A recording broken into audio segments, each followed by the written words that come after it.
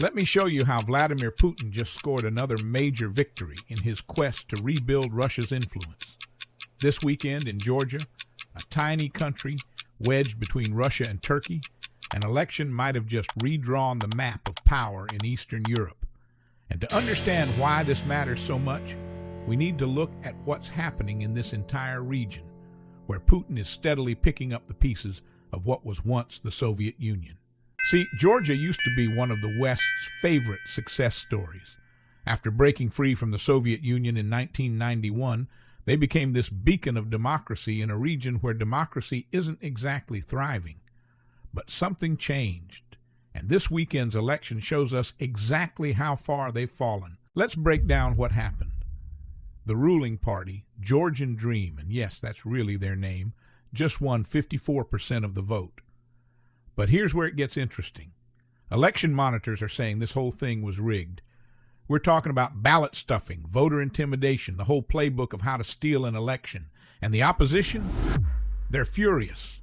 They're calling it exactly what it looks like, a stolen election. But to understand why this matters so much, we need to zoom out and look at what Putin's been doing in this region. See, back in 2008, Russia and Georgia fought a war. It was brief, but Russia still occupies 20% of Georgia's territory. You'd think that would make Georgians pretty anti-Russian, right? Well, it's complicated. Over here, you've got the European Union. For years, Georgia's been trying to join. Polls show that about 80% of Georgians want to be part of the EU. It's like this golden ticket to a better future. But over here, you've got Russia, and they're playing a much longer game. The Georgian Dream Party. They say they want to join the EU. But look at what they're actually doing. They're passing laws that look exactly like the ones Putin uses in Russia. They've got this foreign agents law that makes it really hard for pro-democracy groups to operate. They've passed anti-LGBTQ+ laws that mirror Russia's. It's like they're reading straight from Putin's playbook. And here's where it gets really interesting. Just last week, another former Soviet country, Moldova, had their own crucial vote about joining the EU. It's like watching dominoes being set up. Putin's waiting to see which way they'll fall. The opposition in Georgia saw this election as their last chance to stop their country from falling back into Russia's orbit. They formed this alliance of 4 pro-Western parties.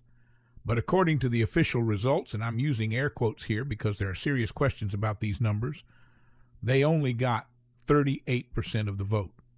Now, Georgia's president, Salome Zurabishvili, she's not buying any of this. She's calling it a Russian special operation. That's diplomatic speak for saying Putin helped rig the election. She's calling for protests in the streets of Tbilisi, the capital. But here's what makes this so complicated. In Tbilisi, you've got these young, educated Georgians who are watching their European dreams slip away, but drive out to the rural areas and people are asking different questions. Like, why do we need Europe anyway? Maybe Russia's not so bad. The timing of all this is crucial. The EU is planning to discuss Georgia at their summit in November. They've already frozen Georgia's membership application because they're worried about all these anti-democratic moves. And now this election, it's like Georgia's saying, yeah, we hear you, but we're going to keep doing what we're doing. The international reaction tells us a lot. Hungary's Viktor Orban, Putin's best friend in the EU, he was the first to congratulate Georgian Dream. Meanwhile, countries like Germany, Estonia, and Latvia are raising deep concerns about the election. So what happens next? The opposition wants people in the streets. But we've seen this before. Just last spring, thousands of Georgians protested against that foreign agents law. The protests faded after a police crackdown. Will this time be different? What we're watching here is bigger than just one election in a small country.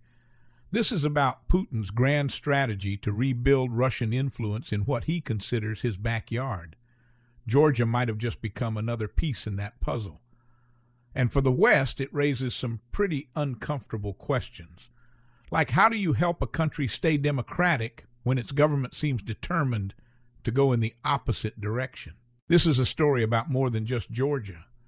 It's about this ongoing struggle between democracy and authoritarianism, between Western and Russian influence. And right now, in this corner of the world at least, Putin seems to be winning. Subscribe for more.